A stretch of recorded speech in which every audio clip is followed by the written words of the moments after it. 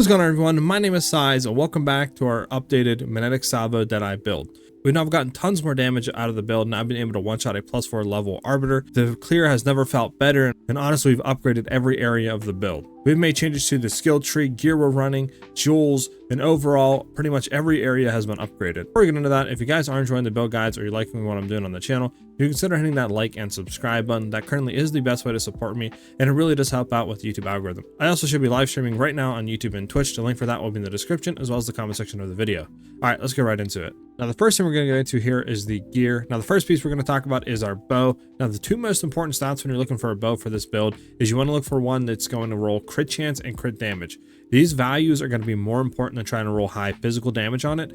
Now, in my testing, going lower on physical damage and higher on crit damage and crit chance actually improved the DPS by a lot. I have a different bow in there that's a 320, 330 fizz DPS that has 24 critical damage bonus on it and the same amount of crit chance, and it has way less DPS on it, even disregarding the projectile levels this bow gives. So those are the two most important stats when you're looking for a bow. Obviously, if you can roll the projectile skills, it's better. It gives more DPS, but overall it's not needed. Just look for one with really high crit damage bonus and crit chance, and you'll be pretty good. For our quiver, we're still running a visceral base quiver. This will give us increased critical hit chance for the implicit. Still looking for increased crit chance and crit damage rolled on it.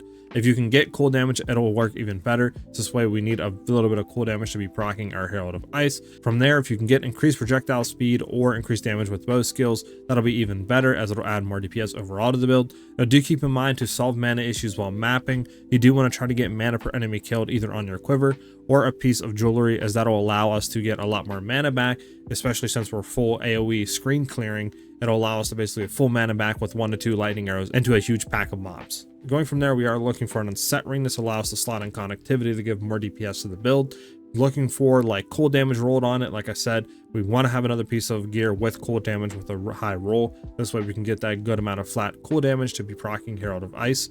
From there, we want to look for intelligence rolled on it, still keeping res cap, and then that's pretty much what we want in an unset ring. For our other ring, we're now running breach because we're throwing Voltaic Mark and our cast on shot, but obviously that'll increase the mana cost since the cast on shot will be proccing 2 skills. So if you are having mana issues, stick with 2 unset rings.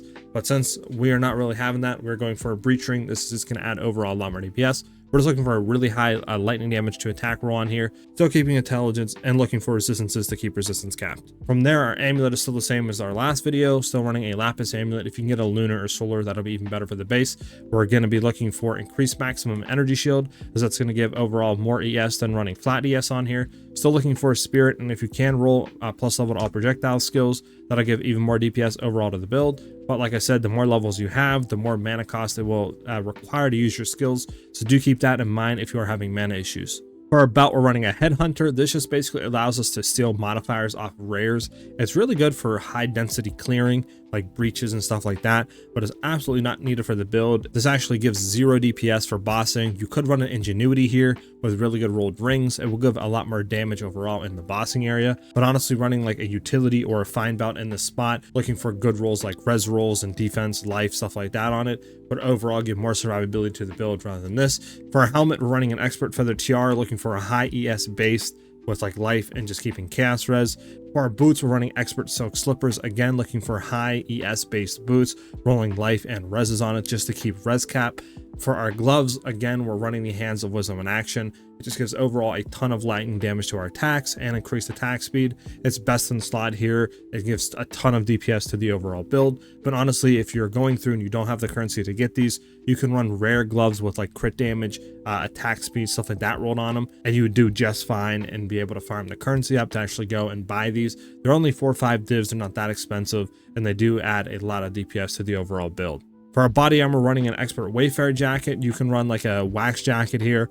Wayfarer will give chaos resistance to the implicit, so it's better than a wax jacket, but obviously look at both of those, see which one you can roll that is cheaper. Looking for high ES and evasion. Spirit rolled on this to run all of our reservation skills, as well as rolling reses on it to actually keep res cap. Like I said, for our soul cores, for the gear, we're running all cast resistant soul cores.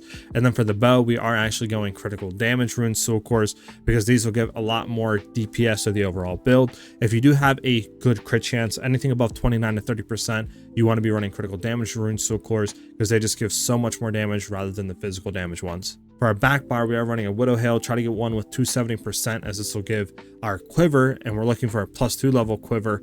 This will give that a lot more levels added to the overall Bone Storm, which will increase the DPS that our Magnetic Salvo is going to do against bosses. The soul cores in these do not matter, so do not worry about that. The only last piece of stuff we're running here for the gear is we are now running a Melting Maelstrom Ultimate Mana Flask. Now this obviously is not needed. I was running without this for the longest time. This just really does help sustain and solves all mana issues in the build. But obviously this is very expensive. So if you cannot afford this, just run a really good mana flask that gives a lot of mana back per second. And that should sustain you really well through basically all of your mapping and your bossing stages. Now we can get into the gems. I'm going to be covering all of them and the bossing spec first, and then we'll get into the clear rotation after that. But first up, we have Magnetic Salvo. We're going to be supporting that with Super Critical, Inevitable Critical. This is going to give a much more crit damage and crit chance. Then we're going to be running Elemental Focus to boost that elemental damage it does. On top of that, we're going to be running Hourglass. This is going to give it a 10-second cooldown, but it's going to be adding 40% more damage to the skill. So we're one-shotting all bosses in the game. So this basically gives us a lot more damage, and we don't really care about the cooldown since, like I said, we do one-shot. This cooldown has no play into the actual skill. And then the final one we're doing is Primal Ardiment to boost, again, that elemental damage that it is doing, which raises all those values. For our next skill, we're running Lightning Arrow. We're going to be supporting that with Martial Tempo for more attack speed, throwing Lightning Exposure on it because this is our main way that we apply our exposure once bossing. Conduction to have more chance of shock. We're running Lasting Shock. This will have 100% increased shock duration. Then we're running Overcharge, which will give 75% increased magnitude of shocks with supported skills. It does lower the shock duration by 50%, but that's why we run Lasting Shock to kind of override that. So this way we don't lose any duration. Then we are running Bone Storm. We're supporting Bone Storm with Physical Mastery to get +1 levels because Bone Storm scales with levels, so we want to put as many levels into this as possible. And do remember that Bone Storm is the main source of damage that we're getting for our Magnetic Salvo. This is how we one-shot all of our bosses, and we need to have Bone Storm the highest level possible and make sure that we're set up with it correctly to achieve those one-shots on bosses. Again, we're running Arcane Tempo to have more cast speed to it to throw it out quicker, Life Tap to convert the mana cost to life, and then Ricochet to have a chance for those missing projectiles that if they do hit terrain, they have a chance to bounce back to the boss. So this way we get more stacks on the boss to get more damage. Then we are running Lightning Rod. We're throwing and supporting Lightning Rod with Consecrated Effect to have more area damage. It lowers the AoE, but that's fine. Then we're running Scatter Shot to calm more projectiles down so we can set them up quicker because we want to get around to that 20 projectile range because that's how many rods Magnetic Salvo can target. So the quicker we can get to those, the better. Then we're running Lightning Pen. This way we have more penetration with the skill, do lightning resistance, and then close combat because we're basically standing on top of our rods. So this just gives them more attack damage. Then into our reservation skills, we are running Grim Feast with Clarity supported because we have 10 extra spirit, so we might as well throw Clarity in for more mana regen. Then we're running Herald of Thunder. We're supporting that with Cold Infusion to get extra cold damage on the skill. The reason why we do this is because Herald of Thunder can't shock, but it can freeze, and then Herald of Ice can't freeze, but it can shock. So we basically run each other's ailment and each other's different supports. So this way we can try to proc one into another to have like an infinite chain loop almost going on. So we run Ice Bite and Herald of Thunder to give him more cold damage once it kills a frozen enemy. We have Glaciation in here to give him more freeze buildup, and then Lightning Mastery to give another plus level into the skill. In Herald of Ice, we are running Lightning Infusion to give it extra lightning damage because, like I said, it can't freeze, but it can shock. So this will help it proc into Herald of Thunder. Then running Enervate to give more lightning damage once it kills a shocked enemy, which when it's chain exploding, it always does. Magnified Effect have more AoE to achieve those off-screen clears, and then Cold Penetration to give it more cold pen when that AoE like shatter procs. Then we are running Cast on Shock. Make sure this is low as possible, as well as Eye of Winter low as possible to help with the mana issues. We're supporting that with Eye of Winter, so this way it can inflict those critical weakness stacks, and that basically just adds 0.5% critical hit chance to the base, which increases our crit chance by a lot, and that can stack up to 20 times, so we'll get 10% more crit chance out of the base, which allows our Magnetic Salvo to have like an 80-85% crit chance, which is absolutely huge. Then we also have Voltaic Mark in here now. Like I said, this just allows us to save up on an Unset Ring, which will increase the DPS as we can run a Breach Ring now. But if you are having mana issues, because Voltaic Mark is going to be proccing a lot once we're bossing, and that's going to also use another 94 mana now. So if you're having some mana issues, I would just stick with 2 Unset Rings instead of doing this. But you would run basically energy retention in that spot if you did not have Voltaic Mark. And then we're running Inspiration to have less cost to trigger both of those skills, with Impetus to have increased energy gain to trigger those skills. We're also running Wind Dancer. This basically just allows us to have a lot more evasion overall to the build, and we can fit it in here. It's another source of survivability, another defense layer. So I figured why not just throw it in here since we can. And then finally, we're running Conductivity. We're supporting that with Heightened Curse to have an increased effectiveness. So this way it'll lower the lightning resist even more of the enemy that it is affected. And then we're running Cursed Ground to basically turn it into an AoE. So this way enemies walk into the AoE, they'll get instantly cursed with it. It just really helps to preset up when you know a boss is about to come out of the ground or be targetable. You can throw it right on their feet, and as soon as they become targetable or damageable, they will be cursed. Then finally, we're running Ritualistic Curse, which basically increases the delay of it, but it's fine because it gives it a bigger area of effect, which is really nice and just a kind of a quality of life thing. So that's why we throw it on Conductivity. Now that that's all, we can get to the clear setup. So all you're going to do is throw Primal Argument off Magnetic Salvo onto Lightning Arrow. So just throw off Overcharge. We're going to throw Long Shot on. We're going to just take off Lasting Shock. We're going to throw Heft on. We're going to take off Conduction. And then finally, we're going to have Ambush on, and we're just going to take off Lightning Exposure. Then we're just going to leave Martial Tempo on. And that is going to cover the clear spec of Lightning Arrow. Now we're going to move on to the tree. So we're still going into Point Blank for more damage the closer we are to the enemy, and it's pretty much just really helps with bossing. Endless Munition to shoot another projectile. Gathering Winds to gain Tailwind when we use a skill. And then finally, Wind Ward to gain less damage per Tailwind, which when we have full Tailwind, we have 30% less damage taken for the first hit, which is huge. We're still going out and basically coming down and taking into Vile Wounds and stuff like that, and all the projectile damage increase, going into Master Fletching and taking all the increased bonuses gained from our quiver. We're going to come down and we'll go into Catalyst still, grabbing that to get more elemental damage with attacks. Stand and Deliver again, since we're basically running Point Blank, this will just give us more damage and critical damage.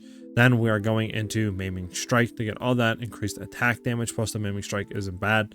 We're dropping Frazzle now off the build because we don't need it. The Magnitude of Shock, we are getting just so much more damage overall by dropping it, so we do not need those nodes. We drop that to get and save more points. Still taking Acceleration because it's just nice to have. Plus it helps with our Against the Darkness Droll that we have socketed here, which I'll get into all the gems after the tree. We're going up and taking Sniper. This is just going to allow our skills, especially Lightning Arrow, to have a lot more crit chance to allow it to off-screen clear better. Then we're going to take Feathered Fletching to get reductions to projectile speed, also apply with damage with bows. Now, if you don't have any projectile speed on your quiver, you can drop this node and save 2 more points on the tree.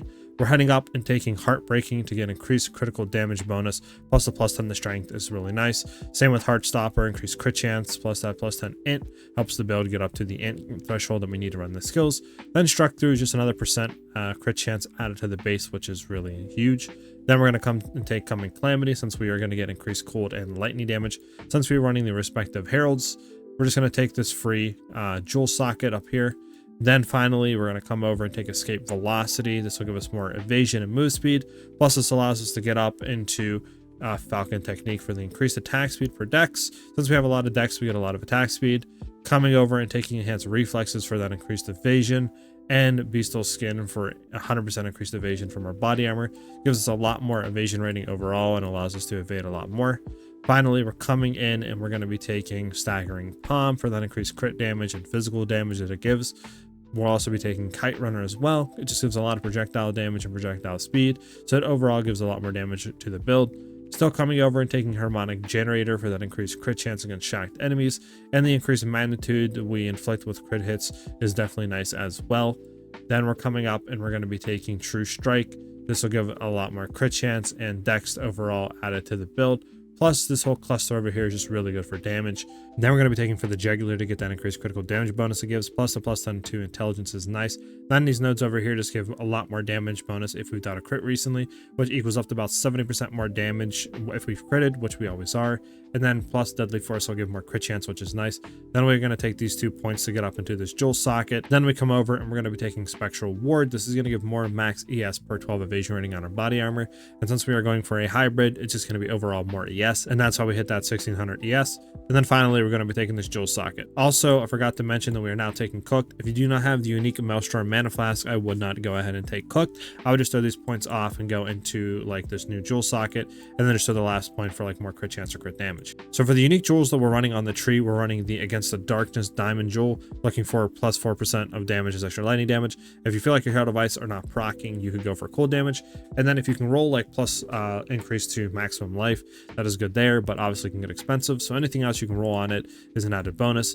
For the emeralds, we're just looking for like crit chance, crit damage emeralds. If you can roll both of them on one is nice. And then if you could get like increased bonuses gained from equipped quiver is even better, but they can get really pricey. Then for this one, we're running a unique controlled metamorphosis diamond. You need to get one that says affects passives in medium ring. If it's smaller or bigger than a medium ring, you will not be able to get the same passives I'm getting here. Then you want to get unbound forces. This is going to give you an increased magnitude of shock to inflict and duration of that, which is really nice. Serrated edges, again, more crit chance plus increased attack damage against rare unique enemies, way more overall DPS of the build. And then exposed to the storm is just going to give us more lightning pen plus increased crit chance against enemies with lightning exposure, which we always inflict with lightning arrow once we're in our boss setup. For this one up here, we're just running a time loss emerald with like crit chance, crit damage rolled on it. You could just get a really good emerald rolled with that, and this way you can just mitigate all that and just run that there. Then the last one running is a megalomaniac diamond, just getting allocates throat seeker. The other stuff, if you can roll more beneficial allocates, go for it, but the most important one is throat seeker.